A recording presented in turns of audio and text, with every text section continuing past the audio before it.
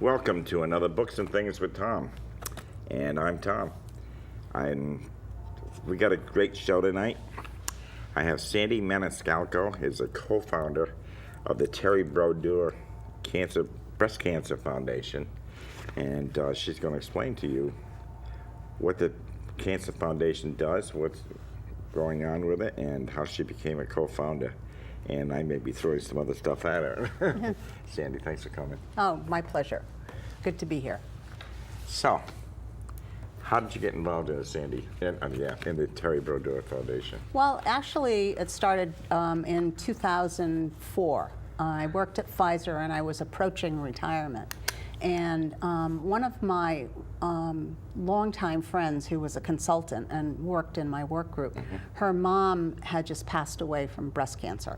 And I had donated to Susan Komen events in prior years, Pfizer employees who had done the Komen 3-day walk. Yeah. And so I decided that I was going to sign up for the Komen 3-day walk in honor of Sandra's mother, in memory of her mother. Yeah. And at the same time, a longtime friend of mine at Pfizer for over 25 years, Norma Logan, had just finished up treatment for breast cancer. And so when I hooked up with her at the beginning of 2004, she had also signed up for the Komen Walk because friends of hers in Seattle had formed a team in her honor. The name of the team was Bust a Move. Okay. And so Norma and I sort of teamed up and we trained and we did the 2000 walk, and she walked in Boston and I walked in New York with my husband Phil. And I was a member of her team, and between the money that Phil and I raised and what her team raised, I think she ended up, her team raised $70,000. Wow. Fast forward a bit, she became ill again in early 2005. And a number of us had already decided that we would walk in 2005. And at that point, she was stage 4. And really in pretty bad shape. And we signed up for the Boston 3-day. There were 30 people walking and 7 people who signed up to be crew for. And then we kept the team name Bust a Move. And that year we raised $130,000. And shortly after that, it was in the fall. We did the walk in July, and we continued to walk like a couple nights a week over in New London. She was still stage 4, but she was hanging in there. And we would walk and talk. And we had signed up for 2006 Komen events when Norma decided to investigate the financials of the Komen organization. Okay. Yep. And what she discovered in researching the walks that we participated in was that 40% of what we had raised, which was over $200,000, went to overhead. Wow. And people who didn't have the opportunity to meet Norma really missed out because this woman was a pistol. She decided that that was totally unacceptable, and that we were going to start our own breast cancer foundation. Okay. And her business plan included the idea that doesn't matter if we raise $30,000, any money that we raise is 100% of the donations are going to go directly to breast cancer research. Okay. And so that's how it started. And she actually got the foundation launched at her home in New London on February 4th, 2006. Unfortunately, she passed away on April 20. And so she did this right up to the time that she died. And I believe she was doing something she believed in. Yes, but she had a lot of really devoted followers. I mean, we all jumped right on the bandwagon. And so we've carried it on for her. And I think the first year we had a full marathon, and 137 people walked. And I think we raised about $167,000 that year. That's a lot. It is. And typically, I think our niche is $300,000 a year. And what happens is, before Norma passed away, she actually constructed the board of directors. She recruited everyone herself. And she also recruited a scientific advisory committee. And it's pretty interesting. I would say 100% of the scientific advisory committee is still in place. And we're going into our 10th walk, and they're going to be going through their 10th round of evaluating research proposals. And probably 70% of the board is made up of people that she recruited as board members or as founding members. And they're so still there. we're all pretty devoted, yeah. That's great. Well, that was one of the reasons I wanted you on the show, to talk about the Brodeur Fund, because I hate it when you have to give away a lot of your money and it's going to go to salaries and everything else. And your fund is 100% donated. And that's what I think is very important. And you will accept checks, I know. People Yes, would be we will. more than happy to take anybody's money. Yes. So please, this is the place to put the cancer money. Yeah, and I think it's also important because a lot of people challenge that business model and say, well, how can you do that? Well, when we wrote our original business plan, we knew that we wouldn't use donation dollars.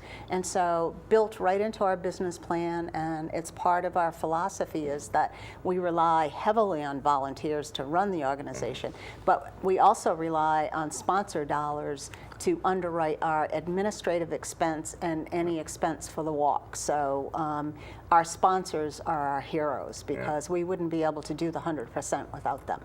That's amazing. And there are a lot of companies around that are more than happy to donate, and people, Yes. individuals, Yes.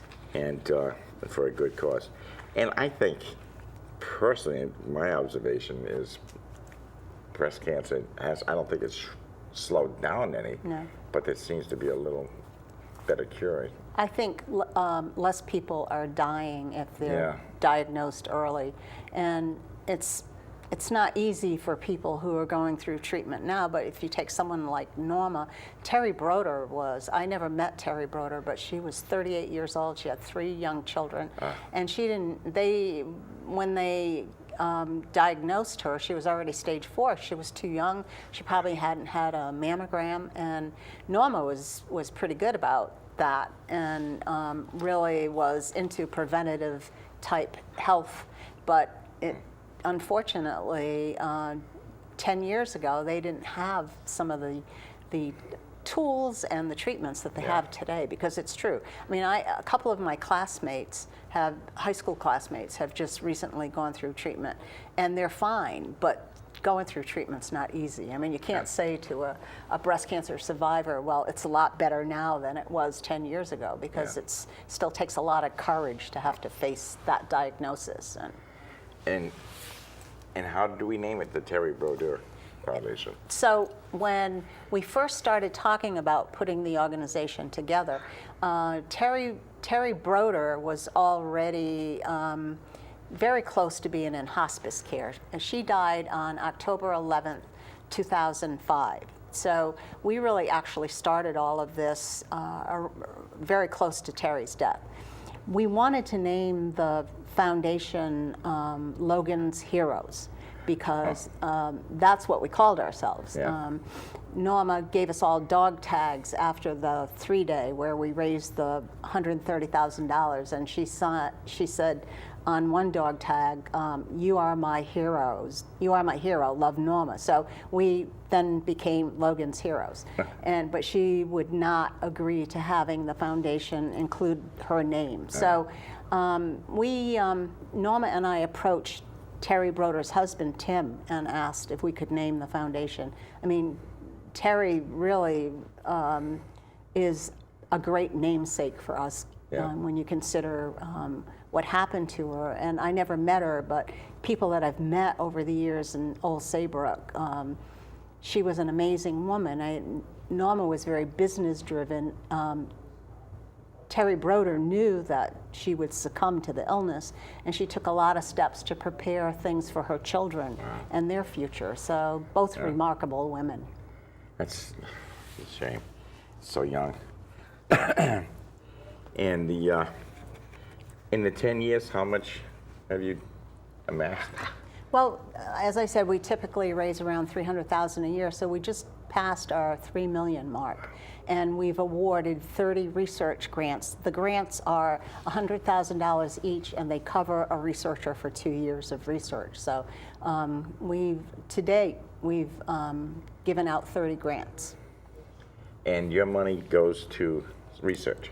Yeah, and so the Scientific Advisory Committee, they solicit proposals from institutions like Memorial Sloan Kettering, Dana-Farber Cancer Institute, Yale, and I think pretty much we focus in the Northeast right now, but we've gotten proposals from all over. And this past year, we actually had over 25 proposals, and it's a big deal because a researcher just can't submit a proposal. It has to get approved at their institution by department heads, and so it's quite an involved process. And we selected 3 for 2015, but in listening to John LaMattina, who's he's the board representative on the Scientific Advisory Committee, he said they could have easily selected more this year because the proposals were that good. So every year they just keep getting better and better. So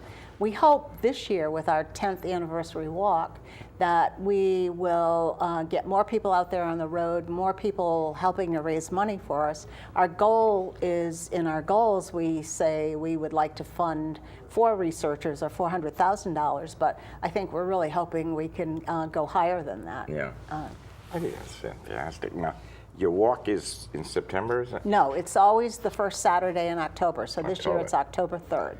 Oh, okay. And we have 3 events. We have a full marathon that starts at Saybrook Point, and this year it's pretty exciting. It's going to end at the Eugene O'Neill Theater. Oh, really? Yes, and then we have a half marathon that begins in East Lyme on Capitol Drive, and we have a 3rd event which we're calling the Super Quarter Marathon because of the change in the location, it's going to actually be like a half a mile longer. So the people are, instead of walking 6.6, they're going to be walking 7 miles. So that's going to be the Super Quarter. And yeah, we start at 7 o'clock, and feet on the ground, 7 o'clock in the morning, and usually our closing ceremonies begin at around 3:45 or 4 o'clock, so it's a full day. So it's a long day. Yeah, great support for the walkers. We have pit stops set up along the route every 3 miles, porta potties and tents with food, and it's a big deal. Yeah, it is a big deal. Yeah. It's fantastic. Now I know we have Marcy on once a year, and we'll probably have her on again in July because, like I said, I believe in it, and I want to make sure that everybody out there knows that it's coming up. Now, if I wanted to walk, do I have a donation slip or? So walkers are required to fundraise, Okay. as many of these events, either the Jimmy Fund or the 3 days. So people who walk the full marathon have a minimum fundraising requirement of $500. Okay. People who walk the half are required to raise $250. The quarter marathon is $200. If we also have a special fundraising amount set aside for youth, so anyone up to age 18, 12 to 18, they can do any of the events, and their fundraising requirement is $100 because we're trying to get more younger people to participate. Sure. And so they can walk on their own, or we go out and try to get schools interested in recruiting teams of students to walk with maybe one of the teachers or an advisor. And so it's the 3 events: $500, $250, $200, and $100 for youth walkers. Wow. Now, how many people do you have walking? Last year we had 400 walkers registered. That's a lot. It is, and I think that actually on walk day, because it rained last year, we had at least 360 people out there on the road. And do you have food for them? That's what these pit stops are. Oh, They're okay. tents set up every 3 miles, and we have fruit and snack bars and hydration, Gatorade, water, and we provide lunch for the full marathoners. And then at closing ceremonies, we have food as well. So, Well, that's good. yeah, we get a great response from the community in terms of donations of food and. And is it held in the same place every year? The marathon starts are at the same places, or they have been for the past several years. So the full marathon begins at Saybrook Point, the half marathon at Capitol Drive in East Lyme, and the quarter marathon begins at the Baptist Church on Main Street in Niantic. Okay. So, if you feel healthy, this is the place to get some exercise. I'm just amazed that you've grown so much in 10 years. Yeah. That's a lot of hard work. It is. It is. Being in the same kind of business and raising money, I know what it's like. Yes. And it's hard. We couldn't do it without. We have this volunteer corps that's amazing, and as I mentioned before, without our sponsors, we couldn't do this. And so, yeah, it's good. And I think that even on Walk Day, I mean, we never cap the number of volunteers, but a lot of people sign up to be volunteers on Walk Day. Really? And they do things like, we have a cycle team that follows the walkers along and make sure everyone's okay. We have a traffic team. We have the pit stop crew that actually sets up the pit stop, people that staff the pit stop to help walkers as they come by. We have a hydration team. We have a medical team, a massage therapy team, a spirit team. So yeah, it's a couple hundred people that get involved every year. Wow, that's good. To get that kind of people, that number of people, just that is alone is a remarkable feat. Yes. Because we're, being in Alliance, we're looking for help all the time, and it's difficult because everybody's so busy doing all kinds of things. I was reading your resume, and I think you've been a busy lady. From being in a National Guard. How many years were you in National Guard? 10. 10. I was at the State Military Academy for almost all 10 years. Really? Yes. One of my assignments was, I was a drill sergeant type person. No kidding. Yeah. I can't imagine you barking out rules. Just ask my husband and my kids. They'll tell you I'm very good at it. You're still doing it, too. Yeah. And I'm just reading down. Now, Mitna Consulting? Yeah, that was very short-lived because then I got involved with the Breast Cancer Foundation. When I was at Pfizer for about 27 years, and when I retired, I actually joined a group of consultants that I had worked with, and we formed a consulting consortium. But then almost immediately I became involved in the Breast Cancer Foundation, so that sort of went by the wayside. Yeah. Yeah. Yeah, because you get something like that and you stick to it, and that's all you can do is concentrate on that. It's like me in this TV show, it just drives me nuts. right. It becomes a full-time job. Yeah, and why do we do this for nothing? We don't get paid. Well, but it's a good thing, Tom. It is. It it's really a very is. good thing. I enjoy my TV show. I enjoy all the people coming on and seeing old friends from a long time ago. And so it is a good thing. And you learn so much and try to educate some of the people on some of the things that are going on. And like I said, with your fund, it's automatic. I just have people on here. Now, you also wrote a couple of things. Well, actually, one was a cookbook, and it was The Culinary Treasures of the Calabrian Aunts. And my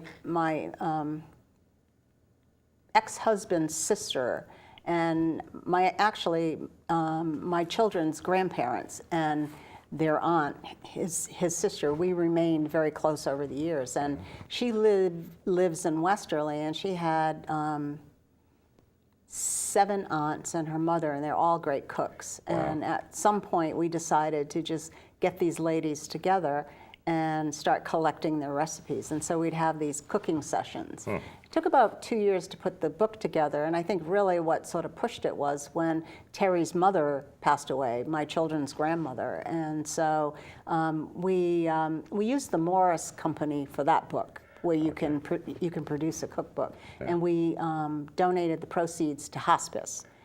And then my sister and I decided to write a play years ago when we thought everyone was getting too materialistic around Christmas. And so we wrote a play, A Gift from Marsendale Forest, and then we converted the play into a book and started sending it out to publishing company. And this publishing company in West Virginia picked it up. Really? And yeah, we didn't sell a lot of copies, but it's published. Are these books still in? I don't think, well, we get a lot of requests to redo the Italian cookbook, the Calabrian Aunts. And maybe someday Terry and I will do that. I'm not interested in doing that now. Gift from Marsendale Forest was on Amazon for the longest time, but I think after a while it goes away. Yeah. So, yeah, I don't think it's up there anymore. I don't know if things just disappear. My book's been on there for 14 years. Yeah. Yeah, something like that. Anyway, I find writing fascinating. I love to write. So you graduated from Stonington High School. Yes, 1960. Look, oh gosh, that just sounds so long ago. Well, this year's our 55th reunion. Yes, are we having one? I don't know. Oh, that makes two of us. Yeah. Gotta check that out. What? So what do you do in addition to the walk? You must have paperwork or office work. Yes. So currently, our last executive director left in February, and so because it's the 10th anniversary year for the walk, I volunteered to step into an interim executive director role. When I'm not doing that, typically my main responsibility for the foundation, in addition to being on the board, is I'm the content manager for the website. So I maintain the website and other social media like Constant Contact used to send newsletters and things like that. I love that. I like Speaking doing of the website, maybe we can get the website up on the screen. So there it is. This website, you can contact Sandy or anybody on there. Just go on that. And she also got an email address. That is her email address. If you have any questions, anything you want to offer, or send a check. Yeah, we take checks. We love checks. Checks are great. Yeah, they are. They are. And if you go to the website, there's one of the menu items is contact us, and you can send a message to the fund. And can I pay PayPal on there? we don't use PayPal. We actually we have a company that we use for fundraising.